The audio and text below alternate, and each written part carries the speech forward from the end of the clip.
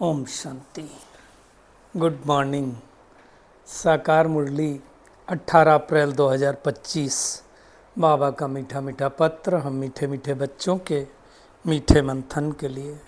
मंथन शुरू करने से पहले प्यार के सागर शिव बाबा की प्रेम भरी किरणों के नीचे बैठ जाते हैं और अनुभव करते हैं कि मैं प्रेम स्वरूप आत्मा हूँ, प्रेम के सागर की संतान हूँ। आज की साकार मुरली फिर से पूरी धारणा पे आई है। बहुत ही गुह मुरली है और बाबा ने 1 to 1 स्पष्ट रूप से सब कुछ बता दिया है। तो इसकी हम गहराई में जाने वाले हैं। पहली बात बाबा ने कहा, अपने ऊपर रहम करो। रहम कब कर पाएंगे? तो बाबा की हम मत पर चलेंगे। अगर माया की मत पर चलेंगे तो श्राप देगी माया, परमात्मा की मत पर चलेंगे तो खुशी में रहेंगे। माया का श्राप लगता क्यों भी बाबा ने बताया, क्योंकि जो भगवान पढ़ा रहा है ना, उसका जब हम निरादर करते हैं तब लगता है। अपनी मत पर चलते हैं या आसुरी चलन रखते हैं। तो इसकी हम गहराई में जाने वाले हैं। बाबा ने स्पष्ट रूप से कहा, अगर श्रीमत पर नहीं चलते हैं तो बुद्धि को ताला लग जाता है। तो उसको हम देखेंगे। शकल देखनी है तो बाबा ने कहा, लक्ष्मी नारायण की देखो कैसी खुशनुमा शकल है। सोचो, देखो बहुत सारे बहुत अच्छे अच्छे शब्द हैं। जो वफादार हैं बाप के, फरमान बरदार हैं, वही अच्छी रीति पर चलते हैं। और बाबा ने कहा जो ना फरमानदार है वो बच्चा है ही नहीं। आज सोचो बाबा ने कितना कठोर शब्दों में बोला है। आज मन की शांति की भी बात बाबा ने की है कि मन को शांति कैसे मिल सकती है। वह न मन आत्मा का एक पार्ट है, भी दुनिया में किसी को मालूम नहीं है। आज बाबा ने सेवाएं की भी बहुत सारी बातें की है ना, कि सेवा करने की प्रैक्टिस करनी चाहिए, चित्रों पे कैसे समझाएं। और बाबा ने कहा एक बात पक्का समझ लें, अगर हमने याद नहीं किया तो सज़ा खानी पड़ेगी, फिर बहुत पछताना पड़ेगा, है ना। क्योंकि आप देखो बाबा ने आज कहा कि जैसे कोई जीवघात की बात की कि कोई ऊपर से गिरता है मान लो और हमारा नहीं, हाथ पैर टूट गए, हॉस्पिटल में पड़ेगा रहेगा तो चिल्लाता रहेगा कि फिर ना मतलब अपने को धक्का दिया। ये वहाँ की बात, यहाँ की भी बात है। श्रीमत पर नहीं चला तो गिरेगा, और गिरेगा तो क्या होगा? पदभ्रष्ट हो जाएगा। तो उसके ऊपर अटेंशन बाबा ने खिंचवाया है। तो उसके बारे में भी हम बात करेंगे। आज बाबा ने कहा बांधलियाँ भी अपना कल्याण कर सकती हैं।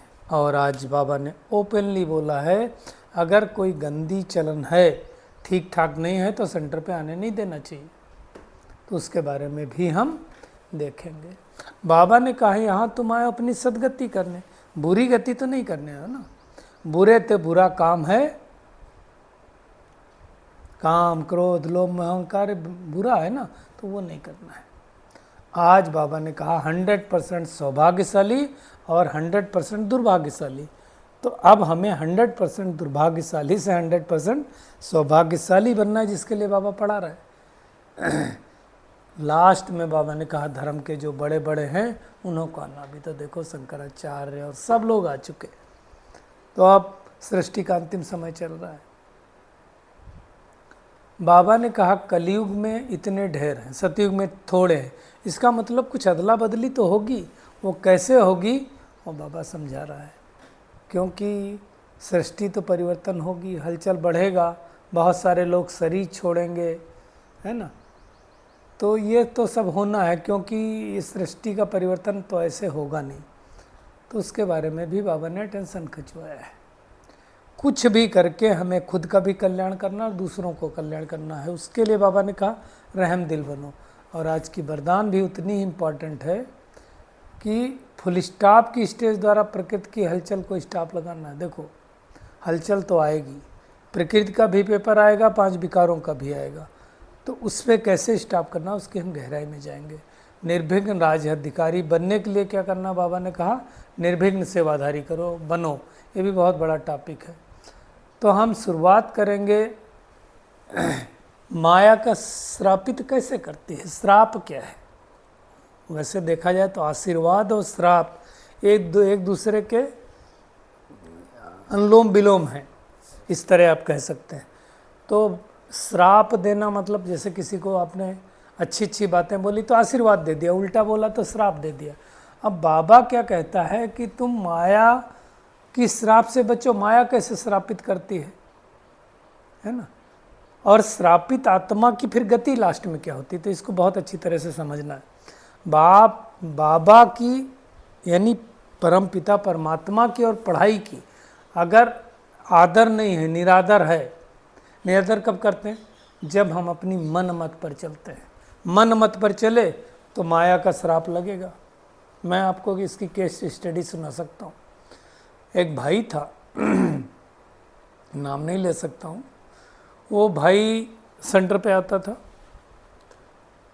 तो काफ़ी लोगों से दोस्ती बढ़ाने की कोशिश करता था। मेरे से भी कोशिश की, हमने कहा अच्छी बात है। तो वो कभी घर पे भी आ जाता था, कभी टाउनशिप में आ जाता था। कुछ चीज़ें मैं रीड कर रहा था उसको। थोड़े दिन बाद पता चला कि उसकी मांगने की आदत है, कुछ पैसा कुछ ऐसा मांगता है। अब क्या हुआ, बाद में उसके बारे में हमने थोड़ा हिस्ट्री जानी तो पता चला कि वो किसी एक आत्मा से लेके रखा है, उस आत्मा को देने के लिए, और लोगों से मान रहा हो कुछ ना कुछ ऐसे अपने मतलब जुगाड़ रास्ता रहता था। हम्बल बहुत था, बातचीत बहुत अच्छा करता था, और कई बार आपको ऐसे लगेगा कि उसकी सब कुछ मजबूरी हो, ऐसे अपने आप को रिप्रेजेंट करता था। मैं आपको इसलिए शेयर कर रहा हूँ, उस आत्मा ने क्या किया, फिर बड़े सेंटरों पर जाना चालू किया और एक भाई को उसने अपनी बातों के चक्कर में फंसा लिया। मैं माया का श्राप कैसे लगता वो आपको बता रहा हूँ। अपनी मनमत पर चलने से, अब उससे बात करके उन्होंने उसको कुछ पैसा दे दिया, शायद कुछ 1 लाख रुपए समथिंग दे दिया। मुझे कैसे पता चला, वो भाई ने फिर मुझे फ़ोन किया कि आप उनको जानते हो? तो हमने कहा हाँ जानते तो थे। तो अभी आते हैं क्या? हमने कहा नहीं, बहुत दिनों से तो नहीं आते, मुझे नहीं पता। और बाद में पता चला वो आत्मा ज्ञान से भी चली गई और यहाँ से छोड़ के चली गई पैसा लेकर के। आप सोचो क्या किया, अपनी मत पर चले, माया का श्राप लगा तो क्या हुआ, फिर श्रापित कर लिया ना, खुद को भी श्रापित कर लिया। दूसरे भाई की स्थिति, खैर उनको ड्रामा का ज्ञान था, तो वो पुराने बच्चे हैं तो कॉप अप कर लिया होगा। बट मैं ये बोलता हूँ ये सब चक्कर में पड़ना ही नहीं। तो इस तरह से भी श्राप लगता है ना। देखो ज्ञान रत्नों का निरादर करे। अरे बाबा तो वही बातें रोज सुनाता है। एक भाई, मैं फिर से एक केस स्टडी सुना रहा हूँ, ट्रेन में मिल गए, बोले आप ज्ञान में चलते हो बैच दे करके? हमने कहा हाँ। बोले मैं भी गया था, वही तो बातें आत्मा परमात्मा की भगवान बताते हैं, मैं समझ गया कि इनको कितना निश्चय। तो ऐसी आत्माएं नहीं चल सकती, उनको ही माया का श्राप लगता है। आसुरी चलन है, आसुरी चलन होगी तो दैवी गुण कैसे धारण होंगे? आसुरी चलन क्या है हम सबको पता है। जो श्रीमत के अगेंस्ट चाल चलन है वो सब आसुरी चलन है। तो आसुरी चलन चलेंगे तो बाबा ने कहा एकदम बुद्धि को ताला लग जाएगा, प्राप्ति नहीं होगी, है ना। अभी थोड़े दिन पहले भी बाबा ने कहा आसुरी चलन क्या है, एक दो की निंदा करना, चुगली करना, इसकी बात उधर बताना, इसकी उसकी बातों को सुनाना, पर चिंतन पर दर्शन की बातें सुनाना, तो ये आसुरी चलन है। तो ऐसी आत्माओं को बाबा ने कहा बुद्धि पर ताला लग जाएगा और वो बाप के दिल पर चढ़ नहीं सकते। मैं देखो इसमें कितनी बड़ी बात है, मैं आपको पढ़ के सुनाता हूँ बाबा ने क्या कहा। माया रूपी रावण जो है वो श्रापित दुखी बना देता है। श्राप अक्षर ही दुख का है, वर्षा अक्षर सुख का है। जो बच्चे, अंडरलाइन करना, वफादार फरमान बरदार हैं वो अच्छी रीति जानते हैं, जो ना फरमान बरदार हैं वो बच्चा है नहीं, अंडरलाइन। मतलब न फरमान नहीं मान रहे हैं बाबा का तो बाबा का बच्चा है नहीं। भल अपने को कुछ भी समझें परंतु बाप की दिल पर चढ़ नहीं सकते, वर्षा पा नहीं सकते, अंडरलाइन। जो माया के कहने पर चलते और बाप को याद भी नहीं करते, किसको समझा नहीं सकते, गोया अपने आप को ही श्रापित करते हैं। समझ गए हम अपने आप को कैसे श्रापित करते हैं? क्योंकि माया तो ज़बरदस्त है ना, फिर माया के बसीभूत हो जाते हैं। भक्ति मार्ग में कहते हैं प्रभु की आज्ञा सिर माथे, तो भगवान की श्रीमत को सिर मत्थे करेंगे तब तो आगे बढ़ेंगे। अगर बेहद की बाप की नहीं मानते हैं तो माया की मानेंगे, कोई ना कोई तो मानेंगे। और फिर क्या होता है, भगवान ने हमें क्या किया, माया की गोद से अपनी गोद में लिया, यानी माया की गोद से हम निकल के प्रभु की गोद में आए। और अब माया क्या कर रही, प्रभु की गोद से अपनी गोद में ले रही है। चेक करें, ऐसा तो नहीं है, नहीं तो बुद्धि को ताला लग पड़ जाएगा। बाबा ने कहा फिर कुछ पद पाएंगे नहीं, इतना स्ट्रिक्ट होकर के बाबा नहीं चलाता है मुरली, लेकिन आज चला रहा है। इसलिए बाबा कहता है अपने पर रहम करो, श्रीमत पर चलो, नहीं तो अपनी मत पर नहीं तो चलते रहो। फिर आज आपघात की भी बात आई है। आपघात करते हैं तो अपनी सत्यानाश करते हैं, सत्य तो खत्म हो जाता है। आपघात मतलब खुद के शरीर को नष्ट कर देना। अब ये कब करते हैं? जब आत्मा बहुत दुखी हो जाती, परेशान हो जाती, जब चारों तरफ से कहीं कुछ दिखाई नहीं देता है, तब वो आपघात करते हैं। इसके बारे में पहले भी चर्चा हुई है। इसके बारे में मैं एक ही चीज़ कहूँगा, अगर आपको निगेटिव विचार चल रहे हैं, थोड़ा थोड़ा डिप्रेशन हो रहा है, थोड़ा थोड़ा डिप्रेशन कब कहेंगे? तो एक मूवी आई थी, कभी खुशी कभी गम, यानी कभी खुश हैं हम, कभी गम है, मतलब 50-50% में हैं। अब 50 से कब हम 45 और 40 आ जाएंगे पता नहीं। इसलिए कभी खुशी कभी गम नहीं, फिर कभी कभी खुशी होगी, फिर गम ज़्यादा होगा, और फिर हमेशा गम ही गम होगा, खुशी रहेगी नहीं। तो उस स्थिति में अगर आप गए हैं तो बाबा को बताएं। बाबा को बताने के बाद भी अगर आपको फिर भी डिप्रेशन की फीलिंग हो रही तो आप अपनी काउंसिल करवा लें, कोई वरिष्ठ भाई बहनों से डिस्कस करें, निमित्त लोगों को डिस्कस करके देखिए। हम सब के पास पहले भी कहा 1-2 लोग होने चाहिए जिनके साथ अपने दिल की बातें शेयर कर सकें। टॉप प्रियरिटी पे बाबा के रखें और बाकी और निमित्त आत्माओं को रख सकते हैं। तो बाबा कहता है कि श्रीमत पर चलना है ना, आपघात नहीं करनी। आपघात बहुत बड़ा पाप है ना।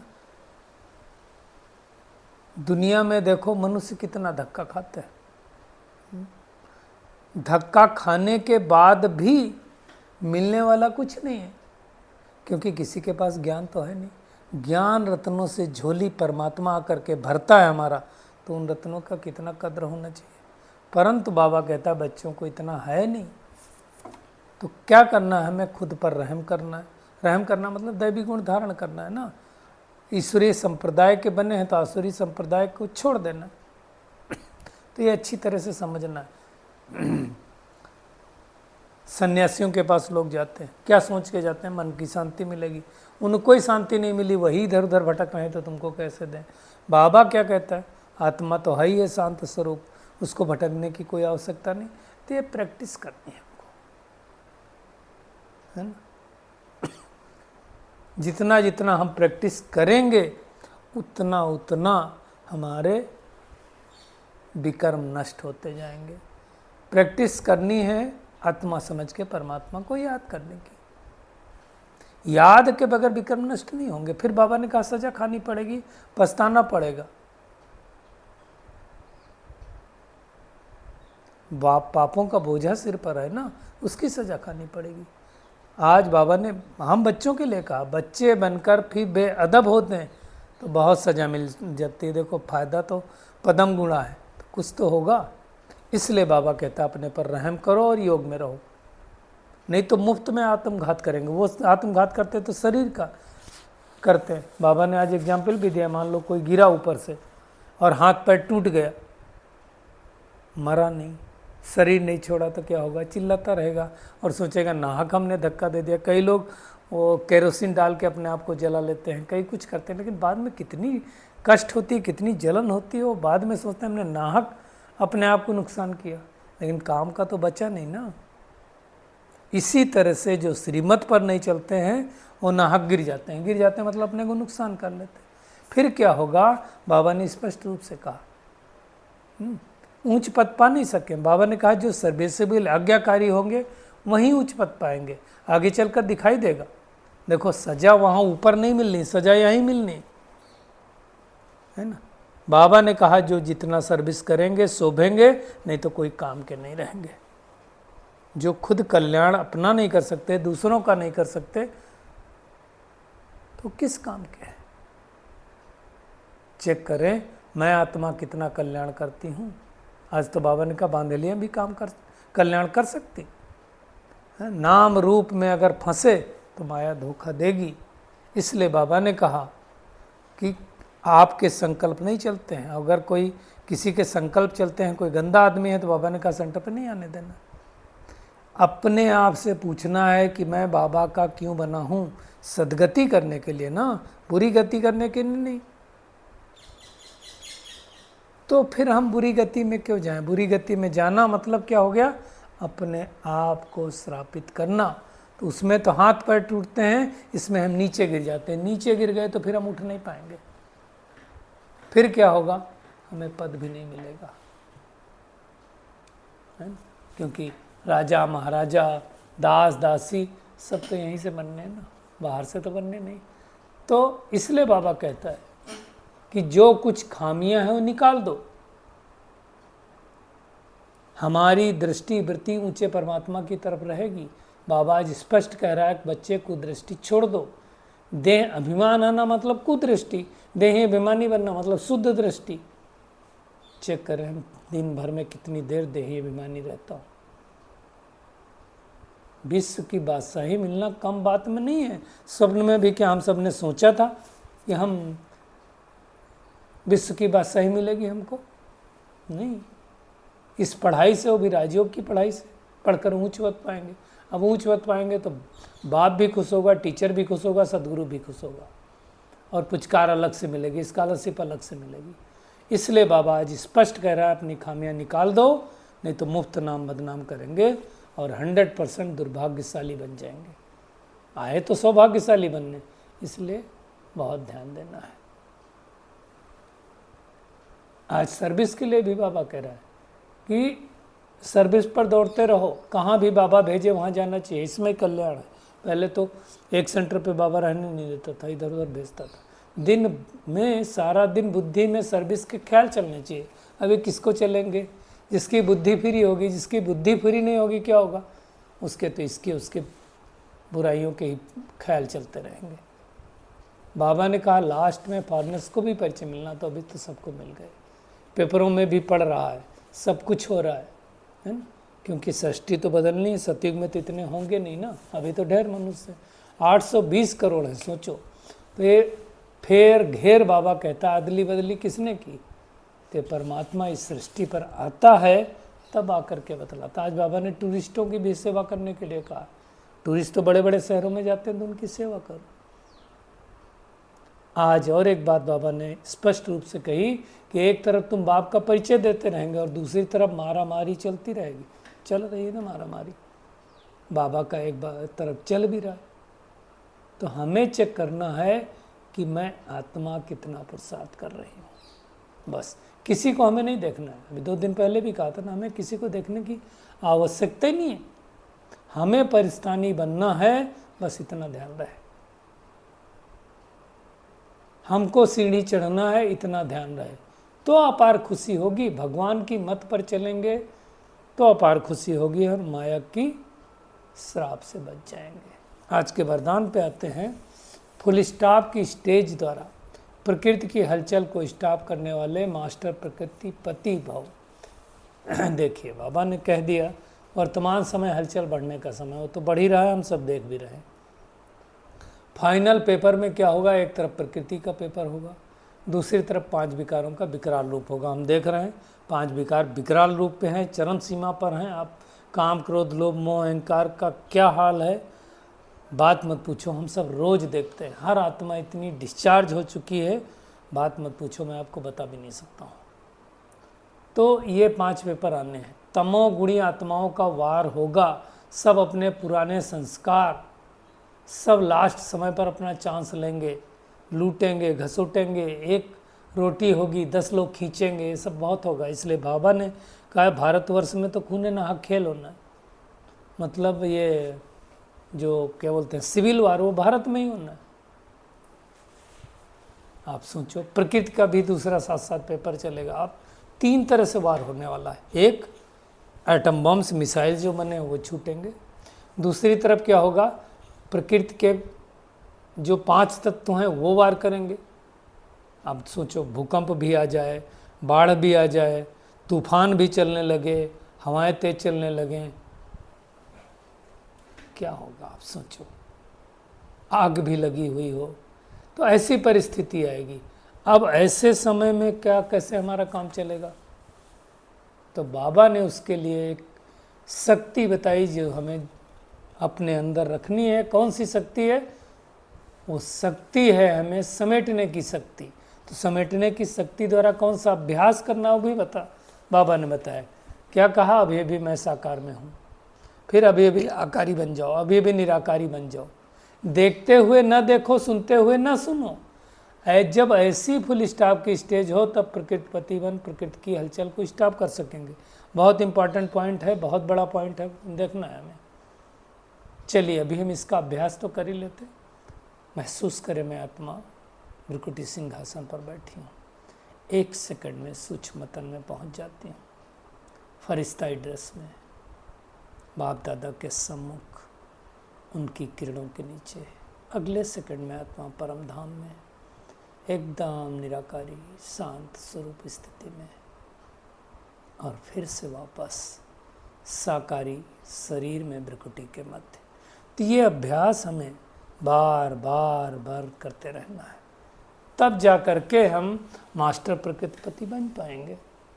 जो अभी हम सब ने देखा भूकंप में, वो बहन के पास प्रकृति का पेपर आया लेकिन कुछ नहीं हुआ, भूकंप आया था ना। निर्विघ्न राज अधिकारी बनने के लिए क्या करना पड़ेगा? निर्विघ्न सेवाधारी बनो। विघ्नों वाली सेवा नहीं, हमारी स्थिति ऊपर नीचे नहीं होनी चाहिए, मन ऊपर नीचे नहीं होना चाहिए। हम सेवा कर रहे हैं अपनी स्थिति ऊंची बढ़ाने का, तो हमारी स्थिति नीचे नहीं आनी चाहिए, तो उसकी मेहनत करनी है। और अब व्यक्ति सारा है कि हाँ सदा स्मृति रहे कि मैं सुप्रीम रूह के साथ कंबाइंड हूँ, ना सुप्रीम रूह मेरे बगैर रह सकता, ना मैं उनके बगैर रह सकती हूँ। तो ऐसी जब हमारी बॉन्डिंग होगी तो हम हर समय रूहानी खुशबू में अविनाशी और एक रस रह सकेंगे। तो आज की पूरी मुरली का होमवर्क यही है कि हमको अपनी दृष्टि बाप की तरफ ही रखनी है, कुदृष्टि नहीं रखनी है, देही अभिमानी बनने का पुरुषार्थ करना है, अपने कुल का नाम बदनाम नहीं करना है, खुद अपने ऊपर रहम करना है, दैवी गुणों को धारण करना है, अंधों की लाठी बनना है, सर्विस के लिए भाग दौड़ करते रहना है, सर्विसेबल, वफादार, आज्ञाकारी, फरमानबरदार बनना है, अपना और दूसरों का कल्याण करना है, कोई भी बदचलन नहीं चलनी है। और फुल स्टॉप की स्टेज के द्वारा क्या करना है? प्रकृति की हलचल को स्टॉप कर देना, और उसके लिए अभ्यास करना है, अभी अभी साकारी, अभी भी आकारी और अभी भी निराकारी। इस स्थिति का अभ्यास करके प्रकृति की हलचल को मिटा देना।